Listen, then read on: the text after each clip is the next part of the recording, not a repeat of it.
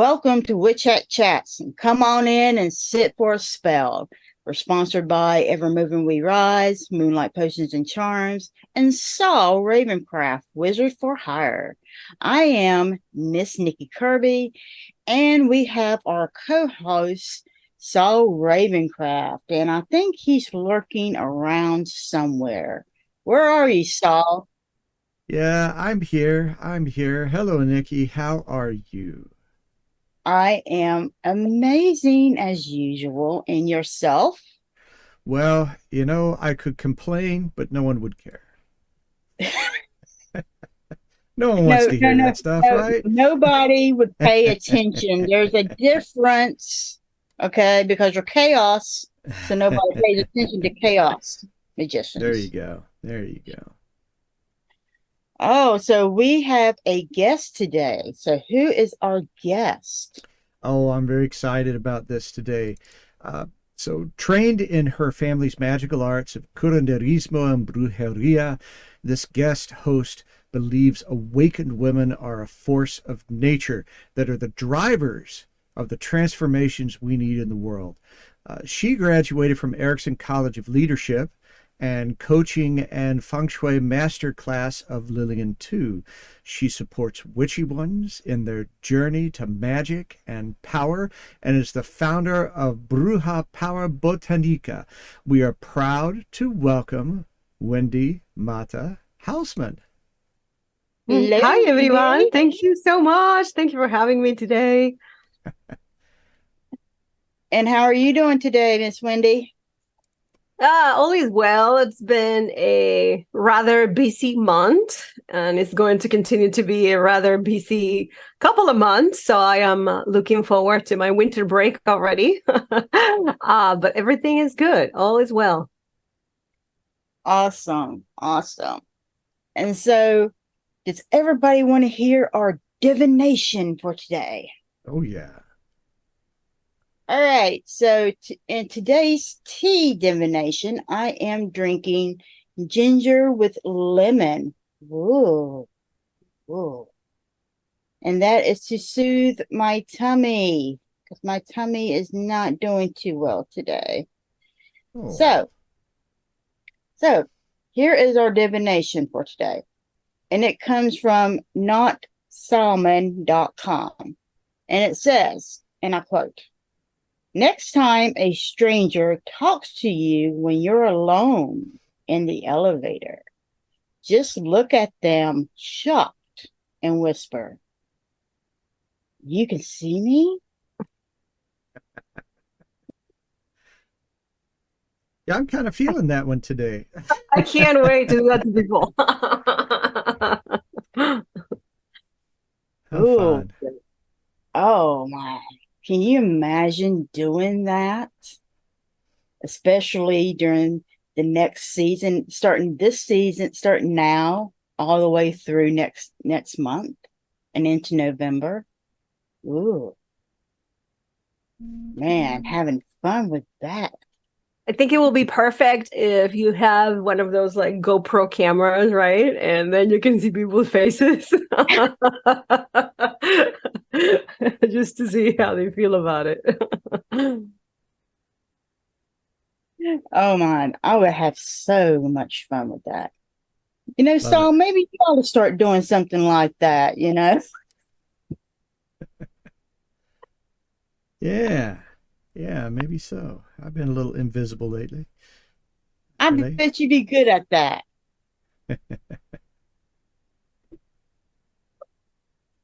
So, what are other ways you guys have? I know every one of us has really spooked somebody in our time. So, what have you done to spook other people? Ooh, that's a great question. Um, I think I was doing a psychic fair in some point here in the United States when I was here in the US already. And there was this guy that came to the table that I had brought by someone else. And it was one of those people that were challenging. You know how sometimes we have customers that are always open to the possibilities, and then we have the ones that are pushy and trying to defy our gifts. And at this point in life, I don't really care for these people anymore. When I was young, I wanted to prove myself, and I'm like, whatever. But this guy wanted a reading, and he wanted a reading about his father. And it was, interesting enough, this guy came to the table, and the dad was behind him. I mean, was, right? And the dad was very specific about the message that he had for his son. And I remember giving the message to this guy, and he absolutely freaked out, and freak out so much that he actually got a little violent. Like, I had to ask people for support so that this guy will be taken away from my area, because he started thinking that I was stalking him. I had no idea who he was. And he was taking it really personal. But I saw the fear reaction that someone can have on our abilities to see the dead and our abilities to use our gifts. But I think I will always remember that experience. He was definitely freaked out. Was the message stop being an asshole?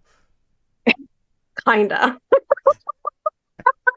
He was definitely one. He was not great. Well, for me, when I was younger and before I'd really gone down the rabbit hole, spooking people was what I got excited about. So I was involved in different kinds of haunted attraction kinds of things and that sort of stuff. Probably the strongest thing I did in that area was I was in a haunted attraction, and I had seen a write-up for what they were doing, and they had a station where they had a wizard, and he was messing up all his tricks, and at that time I was a regular performer of that sort of thing, and I said, that's not what scares people about a magician. People are scared that he's going to do something to them, because I would walk up to a table, would you like to see some magic? And they would go, do it to her. Do what to her? What does that mean? And so I rewrote it and played on that. And we had some people genuinely terrified. We set it up to the point where people were afraid of the carpet that they were going to stand on. And they were just so tense and so on edge. And I wish I had time to go into the whole thing, because it was a glorious little thing. But we seriously messed with people.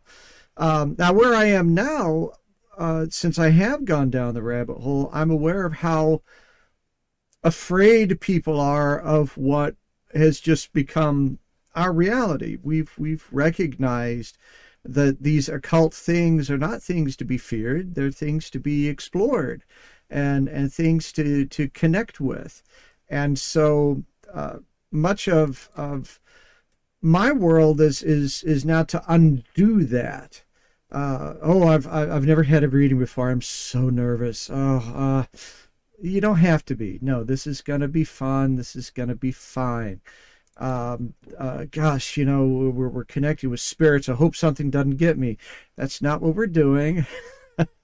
It's going to be fine. And so I find that people do get spooked by me because of their assumptions. But instead of spooking them, my work is very much to unspookify this. Even though, when people experience some of this stuff, it does unsettle them, because they didn't know. They didn't know. That's not supposed to be real.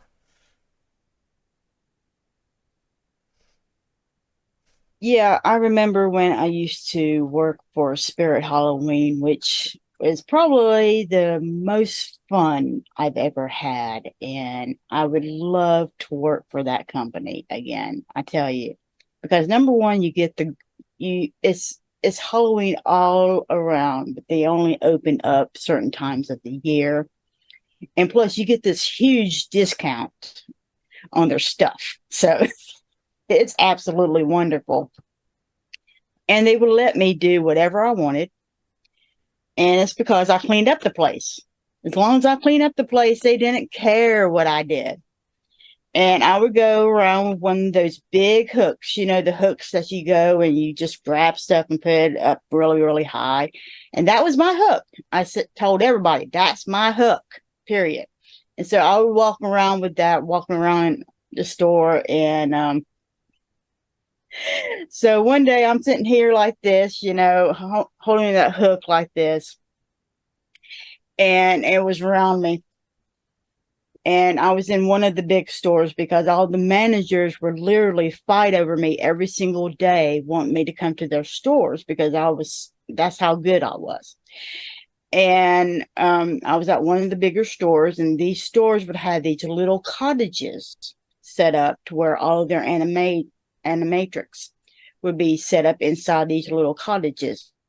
And you would have these people come out and scream. I mean, they were screaming, running out of these little cottages over this stuff. And this lady came screaming out one day. And I just looked at her. And she was, and she ran right up to me. And I'm like, okay. And I looked at her. And it just suddenly hit me. I said, you didn't see the body in there, did you? And she's like, what? I said, please tell me you didn't see that dead body in there. Please tell me you didn't see that dead body in there. And she's like, what? What dead body? I said, because if you did, I have to get rid of you. Oh my God, please tell me you didn't see that dead body. Please tell me you didn't see that dead body. My God, that would be the third customer this week. Oh, God. They don't pay me enough for this. I really need to talk to the manager about this hazard pay. I really am so sick and tired of having to clean up all their damn shit. This is just fucking crap. And then I just walked on and I just kept talking like this.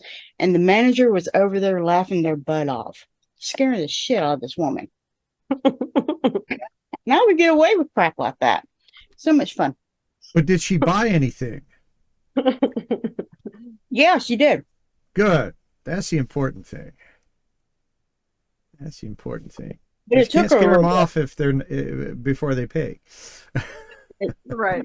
but I mean, the thing about it is I scared the shit out of her. It was fun. Yeah, sure. I used to do that all the time, especially with the youngins that they allowed to run around and run around and run around, and the parents didn't care what they were doing because these kids would go and throw things down on the floor, and then they would stomp on them and keep going. And I would turn around and just literally scare the crap out of them, and they would stop. Well, that's actually interesting because Wendy, you're hip deep in as a curandera and dealing with that folk magic, which is the sort of thing that people like to make horror movies about. Right? You're when there's a character like you better watch out because she's gonna get you. She's cursing somebody right now. I mean, she looks nice, but who knows what the hell is really going on with that egg. And do you, so when you encounter this kind of thing, how does it affect you? Do you have a lot of people coming at you with their crosses and Bible verses, or not so much? No, not so much. What about you, Wendy? Let's let Miss Wendy have our conversation first. So it doesn't happen really often, but I think it is because I am surrounded by a lot of witchy people. If I wasn't, probably it will be the case. If I was still living in Mexico, probably it will be the case because a lot of my practices, although they are ornated practices, they also got severely colonized and then they became the devil, right? But there are some circumstances where I do occasionally hear very mean things. I think people feels like they can justify their meanness and bitchiness just because they don't agree with my spiritual practices. I try to be patient. I try to see it from the perspective that they're coming from fear, from ignorance, from colonization, from media, from society, culture, whatever belief system. And when it's appropriate, look, just like you were saying that you try to remove the spooky, right? I try to have conversations with people to explain, hey, what I do is that I talk to plants, I talk to crystals, I love hugging trees. Like my practices are very hippie. Like there's all these belief systems that people have of what we do that are not, at least on my practices, right? When it really gets me, it's when it comes to my daughter. I had some occasions, like one or two, where parents of the children that she is at school with, they have been rejecting her because her mother is a witch. That's where it really gets me. When it comes to me, I've been doing this my whole life. It's okay. But certain comments have been sometimes hurtful, and I don't want to have her exposed to nasty people. One thing is to be an adult and deal with it, and a different one is that somebody's being an ignorant and telling something to my daughter. So that's really where I crawl, like where I, like I'm very specific there. I'm like, hey, let's be nice to each other. But there was like two situations. She's almost 7 now, so the whole 7 years has only been 2 people. But that's where it's really hard. With me, when people, come up with those comments, I just sit there and I grin and I laugh. I laugh at it because it's like you say, it comes from ignorance and it comes from fear. And when you laugh at it, they want to know why you're laughing at it. And then that starts the conversation. And I'm like, well, how often have you done it? That's the first thing I ask. Like when they say, oh, you drink blood out of baby skulls. I'm like, well, when was the last time you done that? Baby skulls are much too fragile. They'll probably will not hold liquid inside. Yeah, when was the last time you sacrificed a virgin? Do you know how hard it is to find one?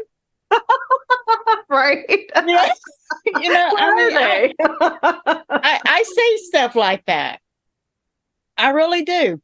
I take it and I make it funny, and they look at me like, well, she's not taking this seriously, so why should I take it seriously? That's how we get the conversation started. I'm taking a business class at the local small business administration to try to get some things kind of going a little bit more with Moonlight Potions and Charms. And I'm, of course, the only one that happens to be in our little community in that whole class. So they're kind of tiptoeing around things, especially with the term Moonlight Potions and Charms. And so the person who is actually leading the class, he keeps coming to me. He keeps saying, well, your potions is what he keeps calling them. Potions. In italics, potions. Right. Right. And I look at him and I grin because to me it's funny. Right. And I say, yes, potions. Like that. And he says, well, how do you categorize and how do you put them, as far as inventory and stuff like that? And we have a conversation. But they're getting to where they're talking to me now. They're a little bit friendly. I've actually taken one of my oils in and I have had them to smell the oil. And I actually even told the girl, I said, here, because it was my Crown of Success oil. I said, here, take the sample oil, put it on your business keys. Put it on your keys. And she's like, are you serious? I said, yes, put it on your keys. Let it dry. It's my sample oil. Put it on your keys. Let it dry. I said, then next week, come and tell me what's happened. She said, what should happen? I said, Tell me what's happened and open your mind. That's all I want to know. So I unintentionally got into a messy conversation about the idea of phrases like spiritual entrepreneur, and that when you are in a situation where you're trying to do business with people that are not already on the path, they're curious, they've been interested, but they haven't dared for a number of reasons. And I think those people need to be enticed a little bit. They need to be shown, hey, there's something interesting over here, and it's okay for you to explore it. Now, Wendy, you said that you spend a lot of time around witchy people, so this may not be as much of a thing for you, but you find yourself dealing with, what I typically call the mundanes, the people who are not experienced, the people who just have kept this stuff at arm's length. Because it's gonna get them. How do you bring those people into your into your realm? I ask people, would you like to know more about it?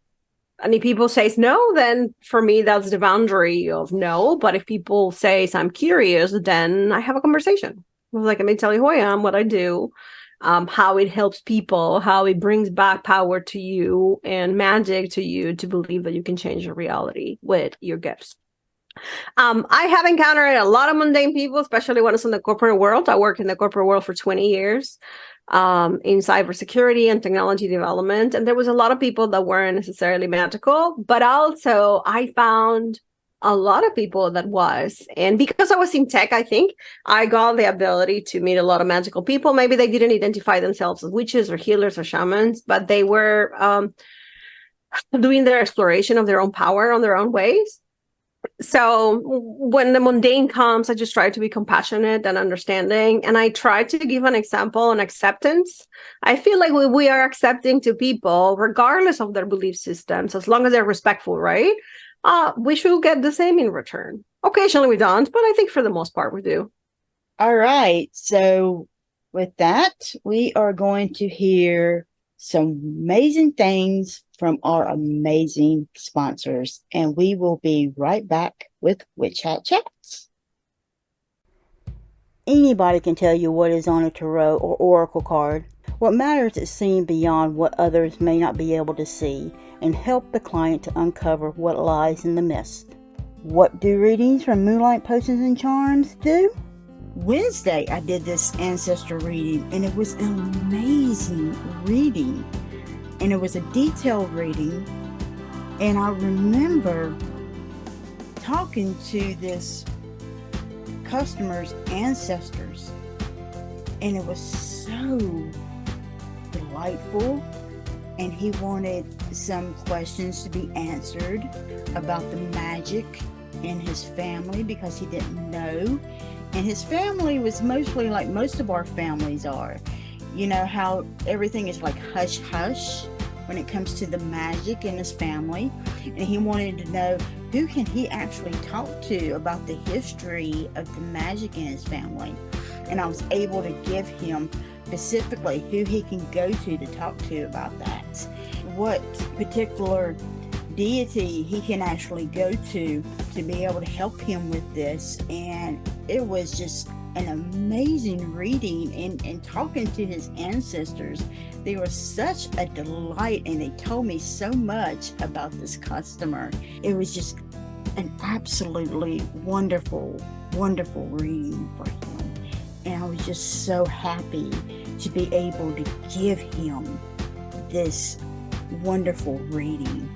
It's really amazing to be able to give people these readings, these products that's really going to help them, and be able to give back to the community, because this is what Moonlight Potions and Charms is about.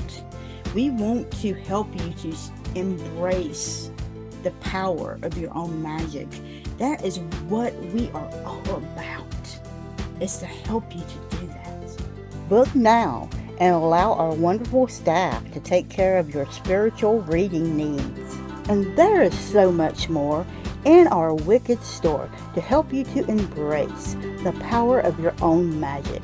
So come on in to Moonlight Potions and Charms at www.moonlightpotionscharms.com and discover the wicked things that ignite the magical passion in you. I'm Saul Ravencraft, co-host of Witch Hat Chats. I understand just how confusing and chaotic it can be to open to a path of magic and manifestation. Everything seems to turn on its head. I want to be an ally as you find the way upon your path. My studio setup will let us do readings, coaching, and exploration virtually, just as though you were sitting across the table from me. One size does not fit all, and we will work together to craft the right approaches to build your practice, your confidence, and your power using the tools of divination, magical works, and spirit connections. It's never too late to embrace a new path and emerge empowered. Go to TexasMojoMan.com and select Contact to begin. There's a message now.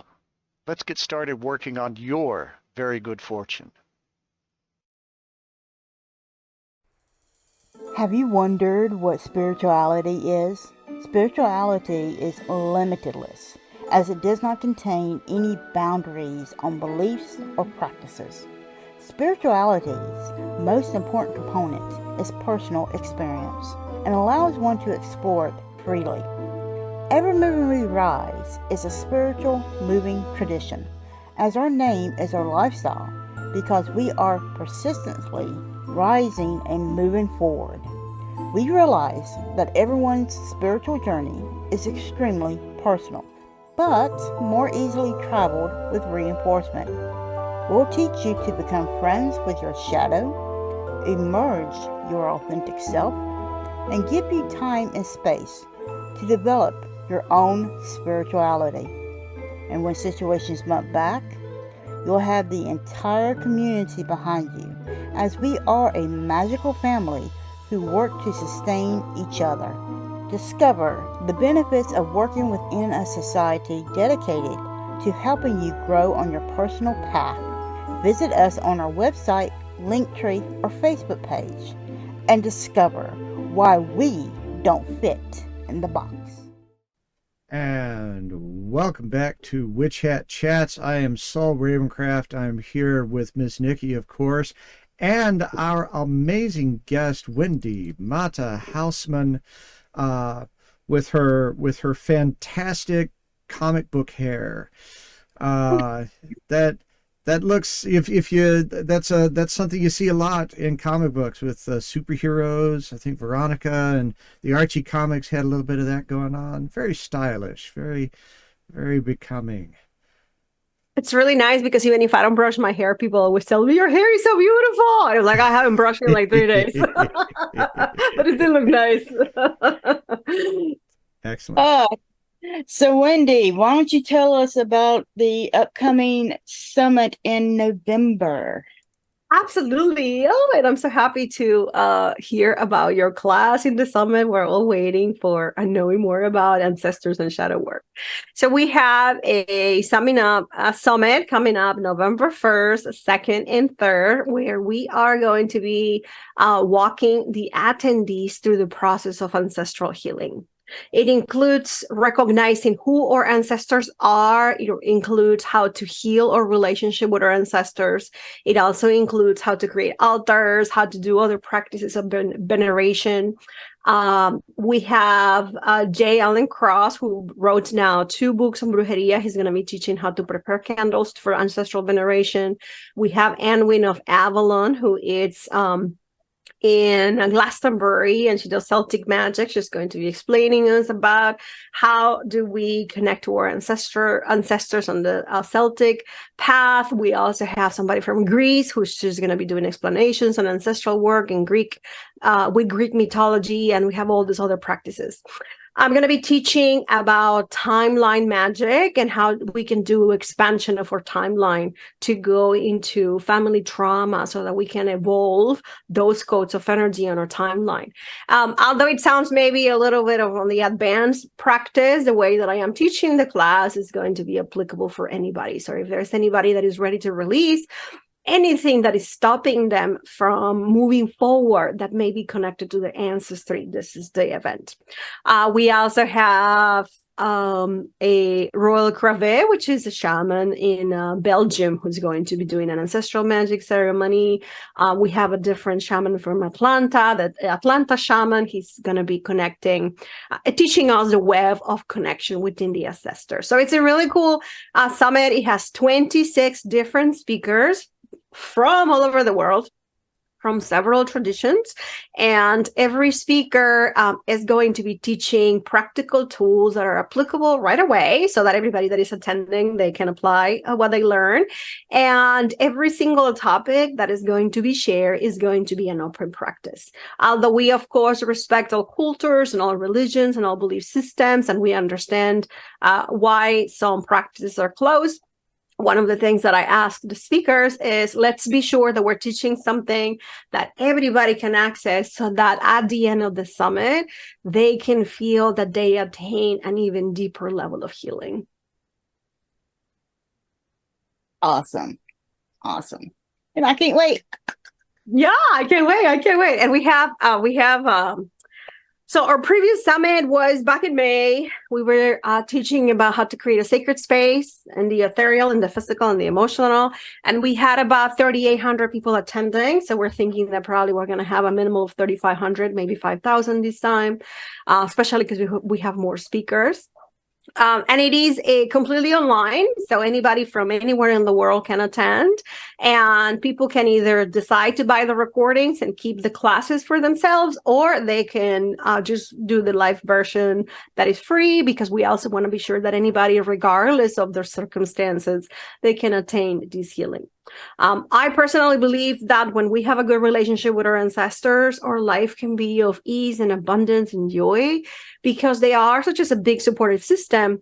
But also sometimes we forget that we have them, and we forget the function that they have in our lives, in our wisdom, in our path. So one of the main goals with this summit is that we all understand that, and that then with the wisdom, with the information, with the data, we choose to incorporate perhaps these practices in our lives. Right. I love the fact that you're talking about accessibility, because we're in a weird time where people are building awareness of what doesn't belong to them, but it's also turned into a weird sort of paranoia, and some people are defending people that could probably defend themselves. You're not allowed to do that, because I have a friend, and simple things like, for example, Dia de los Muertos is not Mexican Halloween. Right? It's another thing going on that ties directly into this idea of ancestor connection.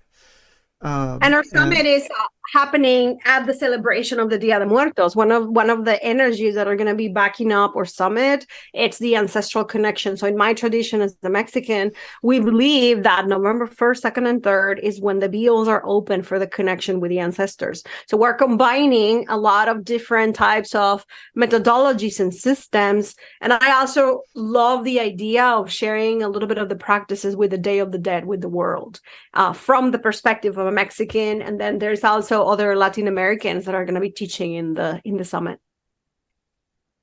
Very nice. So for people that are increasing their awareness but also have a deep multicultural curiosity, do you have any thoughts about how someone can properly encounter say curandismo or something like that, in a way that's appropriate for them? How do they do this right? Yes. So I will say that if this is something that is calling you, that you find somebody from either lineage or really well prepared, because sometimes we don't come from a lineage, and that's okay. that you find somebody really well prepared that can teach you the methods and the systems that are the ones that are part of a tradition.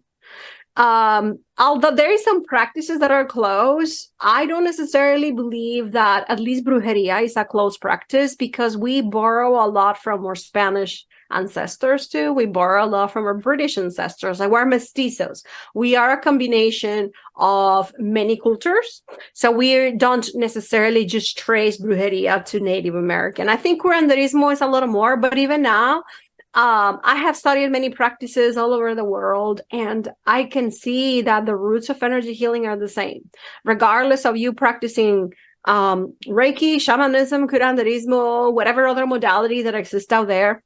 They all have the same base. Maybe they have a different method, maybe they have a different system, maybe they have a different name, but the base is the same, which is connecting to the earth, connecting to the source, and aligning our body to certain energies. Oh yeah. Oh yeah. You know, you were talking about time magic. You know, the one thing about time magic is I'm also a practitioner of time magic. But with my tradition, everything is closed. Because it is such a, how you explain it, such a delicate art form, right? And you really don't want to go messing with that unless you know exactly what to do, and you know exactly what will happen. Because if you just pull one thread, that can throw so many consequences or rewards. You know, it can do a lot of damage. And a lot of people don't seem to understand what they would call, or some people can kind of refer to this as a butterfly effect. So yeah, so I'll be really interested in seeing that during the summit. And I think that one of the things that people miss when we get into these ideas of culture and open practices and closed practices is that there are, it's not so much about that doesn't belong to you. It's that there's a depth that you see the tip of the iceberg, but there's a whole lot underneath it that is part of the experience. And if you haven't done those things and you don't understand those connections, then there is no way that you can properly encounter what is at the top. And so I like what you said, Wendy, about finding someone who can help guide you through the entire path and help you to understand it as a whole and not just deal with the shiny part. Absolutely. And it's also important to have somebody to guide you and to help you integrate, because we are in a time now, talking about time magic, where we have access to so much information, but we can grab pieces here and there and there and there and there for many different practices. But if we're not doing the integration, then all those pieces of wisdom and knowledge, instead of ground you and help you be in a better place, they may fuck you over. You may be feeling all spinny and ungrounded, right? Because you're tapping into all these different levels of energy and all these different levels of frequency, all these different vibrations, all these different worlds. And if you don't take the time to integrate what you're learning, allowing it to come into your code, allowing it to come into your vibration, then it's just going to leave you spinning. That is so true. So where can our people find you at? You can find me at bruja.us. So this is going to be BRUJA.us. Our other website is witch, like a witch, .institute. And that is our main site right now. We're doing some connections on our websites, ensuring that everything is working properly. But in both sides, you can find our workshops. You can find we have a lot of free tools there for anybody that is witch curious or healer curious. We have a lot of tools there. We have meditations, we have videos. And then you can also find there my schedule for some of the workshops that I'm going to be teaching the next couple of months, some of my certifications, as well as my online community, Mujer Luna International Coven. All right. So thank you for coming on. We truly do appreciate it. Thank you so much for your time and for having me today. Thank you. All right. Well, Wendy had to fly. She had a prior engagement that she had to go to. I'm so glad, though, that she was able to spend the time with us that she could. She's just such an engaging, such a powerful energy there. She's amazing. Yeah, she is. Really is. So do you see a lot of type of her magic in your area, Saul?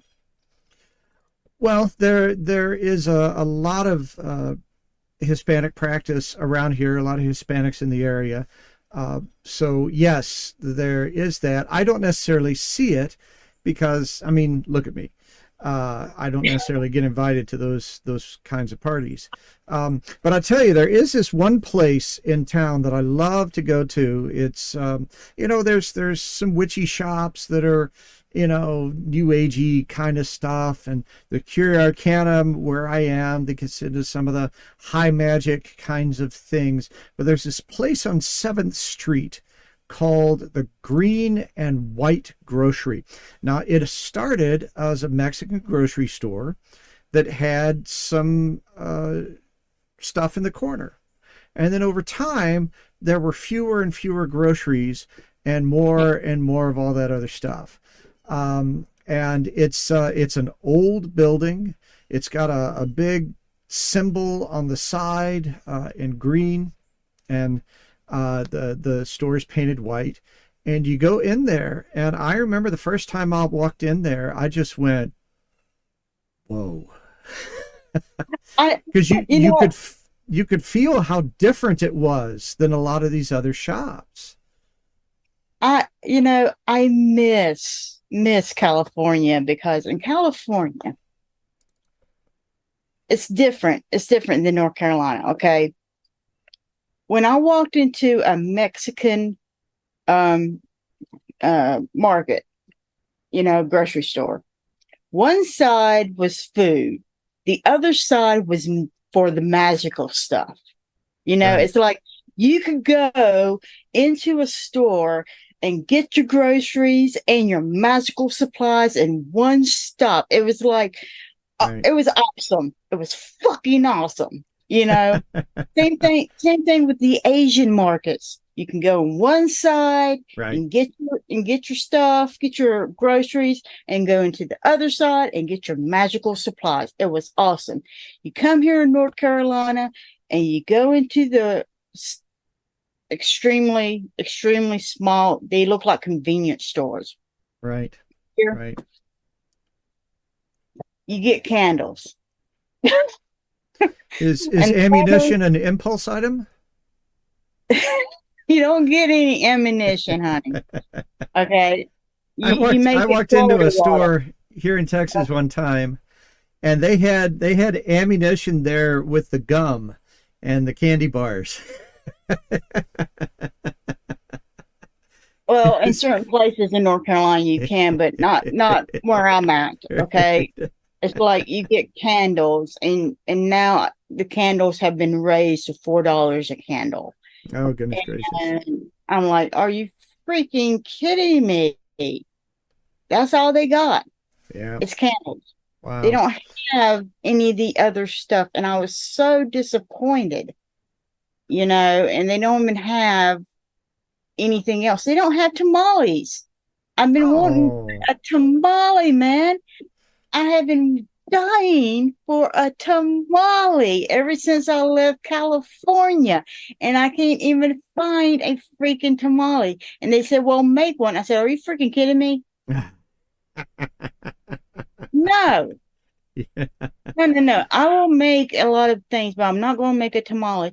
And every time I have eaten around here at a Mexican restaurant, I have gotten food poisoning. So, hell no. Am I eating around here? Everybody's like, let's go get some Mexican. I'm like, not around here. I'll go over there in California, but oh hell no, am I going around here? Oh shit, no. Right. Well, and I haven't seen it for a while, but several years ago before COVID, you'd go to a pub and this lady or this guy would come in. They had a cooler in the back of their truck or in the trunk, and they would sell you homemade tamales, a little brown Yes, they bag, would do that in $5. California. Yep, yep. This lady would come around in California, and she would sell you, I think, like 10 of those for $20, Right. and they were freaking delicious. Yeah. Yeah. Not I spicy, agree. freaking delicious. So talking about the green and white grocery again, one of the things I love about it, first, they just have this incredible selection of herbs. And the guy, John, who runs the place, very, very knowledgeable about everything, very inviting about everything. And he, a lot of what is there is very much in the curandero space, but I never felt excluded. There's a lot of Santa Muerta stuff in there as well, which of course when I first walked in, my gringo ass was going, "Oh no, it's the drug lord god," because I'd watched too much television, and of course now I have a much fuller appreciation of what is going on there and the beauty of it. And I love the fact that I can go into this place. It's my favorite place to go get stuff when I need herbs and that kind of thing. Less of the Western witchy oils and that kind of thing, but he'll point you out to stuff that is much more localized and appropriate to what you're trying to do. And I feel absolutely welcome and absolutely at home in this place. And it's an example but I tell you, I just cannot forget my first feeling when I walked in there, because the whole vibration of the place was completely different than what you tend to get at a new agey kind of a thing. It didn't smell like sandalwood or patchouli or something like that.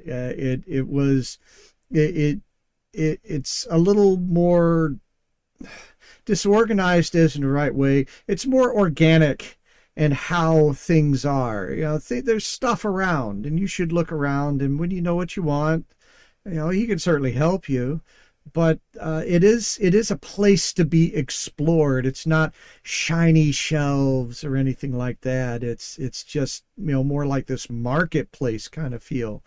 And I haven't been there for a while because I just haven't had time to make the visit. But if you are in Austin, definitely check out Curia Arcanum's House of Curiosities. Let me know you're coming, and I'll meet you there. And check out the Green and White Grocery, because I think you will be pleasantly amazed by the whole thing. Yeah. Great stuff. Yeah, it's like when you go into different types of what do you call it? Like Hoodoo, for example. When I first went into the Lucky Mojo, I thought, oh, because I saw all the statues of saints and Jesus and everything, I thought, holy shit, I just stepped into a damn Christian store from hell. That was my first thought. And some people would agree with you. And Oberon Zell was the one who took me there, because I went up and down. I couldn't find the damn place. It was hidden. It was literally hidden because there's no sign, nothing. And Siri kept saying, "You're here," and I'm like, "I am."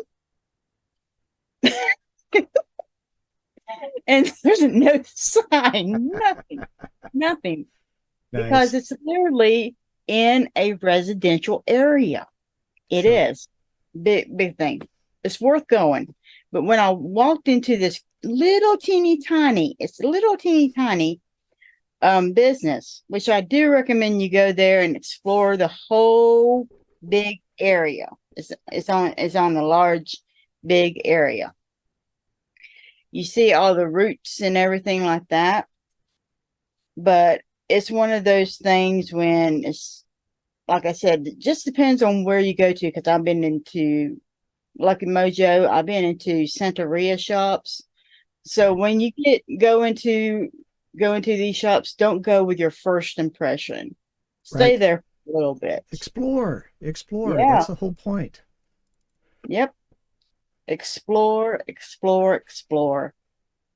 And open your mind to things. You never know what you'll find. Yes. I absolutely agree. How fun. How fun. And I'm looking forward to the summit coming up. That sounds like a blast. All right, so that's all for our show today. So embrace your power, support your community, and keep your fuzzy babies, your family, friends, and yourself safe, and have an absolute magical week. I know some people who like to chat. I think they're witches, how about that? And every Sunday at 12 o'clock. And if you're hurting, they're willing to talk. Nikki curving with that black stone. I agree, ever moving we rise. Life and soul will the beautiful mind. I give you blessings under moonlight. I know some people who like to chat. I think they're witches, how about that? And every Sunday at 12 o'clock. And if you're hurting, they're willing to talk.